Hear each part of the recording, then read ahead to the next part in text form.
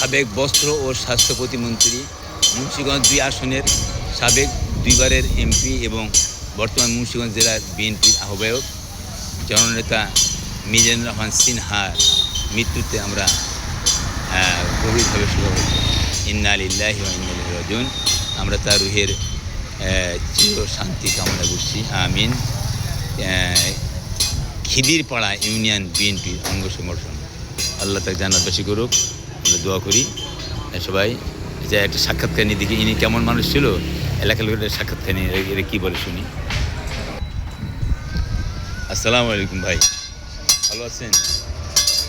ওই যে আমাদের মন্ত্রী সাহেবের আমরা দেখলাম, হ্যাঁ, তো আপনার খেয়াল মতো উনি কেমন মানুষ ছিলেন বলেন তো একটু। অত্যন্ত ভালো লোক ছিলেন, অত্যন্ত ভালো লোক, মানে বিপ্লবের জন্য হাতেম চাই। মানে সে মানুষ যখন যেটা আবদার করতো কাউকে সে খালি হাতে ফিরে দেন না। আচ্ছা আচ্ছা আচ্ছা। এবং মসজিদ, মাদ্রাসা, মানুষের জন্য ভিটা, ঘর বাড়ি, যেখানে যা লাগতো, স্কুল কলেজ, সেখানে যা প্রয়োজন ছিল, যে একবার আবদার করলে তিনি যা পৌঁছে দিতেন, তা করে দিতেন। তবে আর একটা জন্য বড় বড় কাজগুলা তিনি নিজে ইঞ্জিনিয়ারটা করাই দিতেন, নিজের লোক দিয়ে করাতেন, নিজের লোক দিয়ে করাই দিতেন। তথাপি এই যে আমাদের একটা রোড গেছে বাসা দিয়া, এই রোডটা দিয়ে একদিনেই তিনি 17টা মসজিদের কাজ করে দিতেন।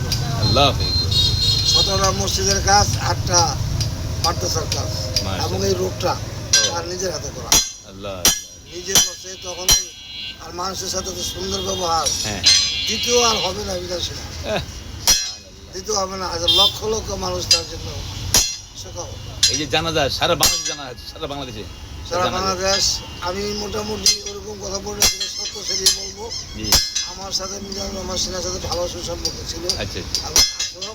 আমরা একদল করি, বিএনপি করি, আমি সংগঠন ছিলাম, কিন্তু তারে পাইয়া রাজনীতি করতে আগ্রহ লাগছে, অত্যন্ত ভালো লাগছে। আমি এর সময় কোনো লস হইল না। একদিন আমাকে বললো যে শাহ আলম, আজকাল ফুলকুচি যাবো, আমি 7টা বাজে স্টেশনে থাকবো। আমি 7টা 5-এ আছি, 7টা 5-এ আমি তাকে পাই। তারপর বললাম চলে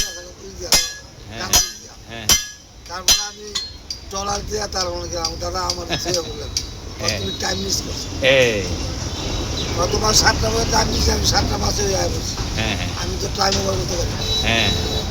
এই ধরনের মানুষ ছিল।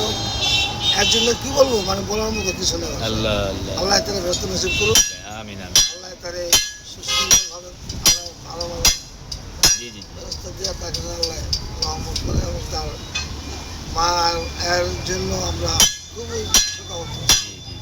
আমি যে কথা বলতেছি আমাকে খুব কষ্ট হচ্ছে, এরকম ব্যক্তি হারানো মানে পৃথিবীর বুকে শেষ। আমি আর দেখলাম এত মানুষ জানাজাতে আমরা বাঁচছিলাম, হ্যাঁ, তখন দেখলাম। আর উনি তো বস্ত্রমন্ত্রী এবং স্বাস্থ্যমন্ত্রী ছিলেন, হ্যাঁ, তো দেশে এলাকা খেদমত করছেন। তো আমরাও দোয়া করি আমাদের তারেক জিয়া, আল্লাহ তাআলা তার নেক হায়াত দেখ। বাংলাদেশের প্রধানমন্ত্রী, বর্তমান প্রধানমন্ত্রী তারেক জিয়া, তাকে আল্লাহ কবুল করুক। কি বলেন? তারেক জিয়াকে আল্লাহ কবুল করুক। এবং তারেক জিয়ার নীতিকে তো যে সুন্দরভাবে আমরা দেখতেছি, যে ব্যবহার সুন্দরভাবে করতেছে। আমি জিয়া রহমান যখন মারা যায়, তখন আমি চট্টগ্রামে ছিলাম। জিয়া রহমানের মৃত্যুর পরে আমি তখনই একটা মাঝার নিয়ে শপথ করছি, এই লোক জিয়া রহমান, তার যে ব্যবহার আচার, ভবিষ্যতে যদি রাজনীতি করি তাহলে জিয়ার দলে রাজনীতি করি, আর আমি জিয়ার দলে যাবো। আচ্ছা, আপনার বাসা কোথায়? আমার বাসা এখানে, এই বড় মসজিদ আছে না, গ্রামের নাম কি? ক্ষেত্রপাড়া। ক্ষেত্রপাড়া স্টেশন। ও আচ্ছা, আমার নাম শাহ আলম ভাই। হ্যাঁ, আচ্ছা আচ্ছা, ঠিক আছে, ধন্যবাদ আপনাকে অশেষ, আল্লাহ কবুল করুক। তো আমি বালিগাঁও, আপনার যে বড় মাদ্রাসা আছে না, নয়াগাঁও মাদ্রাসার হুজুর, কারি মোহাম্মদ আব্দুল মুমিন। আমার মোবাইল নাম্বার 01762000991। দোয়া করবেন, হ্যাঁ।